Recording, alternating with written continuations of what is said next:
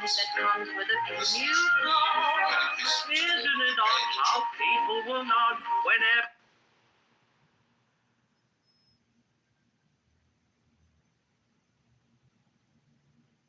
But in a way, all that is vain knowledge. In a way. Because you see, what it does is it gives you the illusion that you've solved your problems. When you have controlled certain things and you have solved certain problems, practical problems, you say, fine, more of that, please. Let's go on solving problems. And then you do. You create a world of people, as we are today, far more comfortable than people who lived in the 19th century.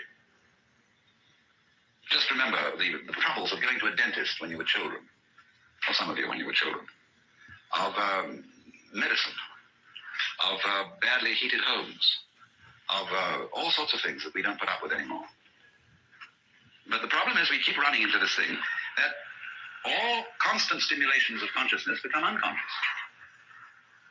And when we take it as a matter of course to have certain comforts, then we switch the level on which we worry. When you solve a whole set of problems, people find new ones to worry about. And after a while, you begin to get that haven't we been here before feeling. Aren't we just going round on a cycle and doing the same old thing over and over and over again because we don't realize that we're chasing our own tails?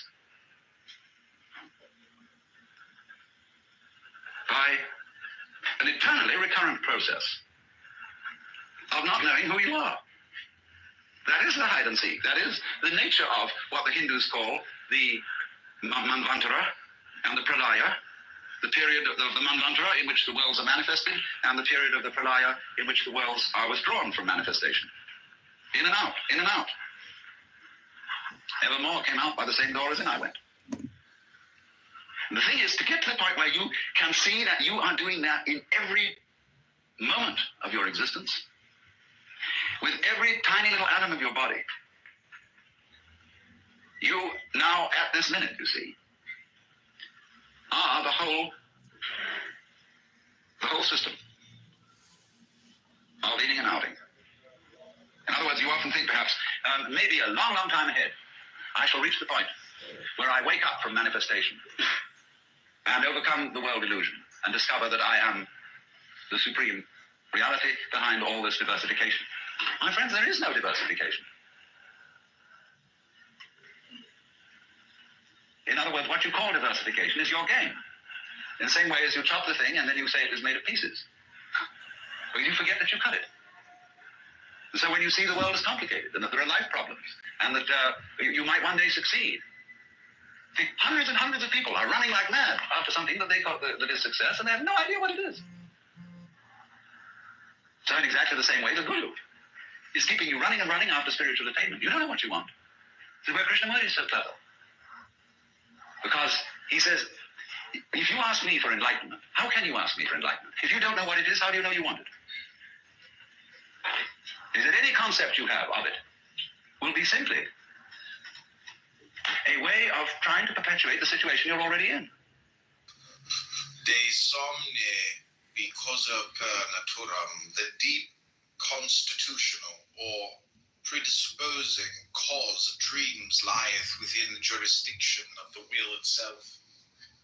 For that will, being always present, albeit it may be latent, discovereth himself when no longer inhibited by that conscious control, which is determined by environment, and therefore oft times contrary to himself.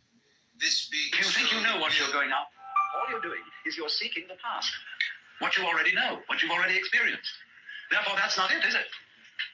Because you say you're looking for something quite new. But what do you mean new? What's your conception of something new? Well, I can only think about it in terms of something old.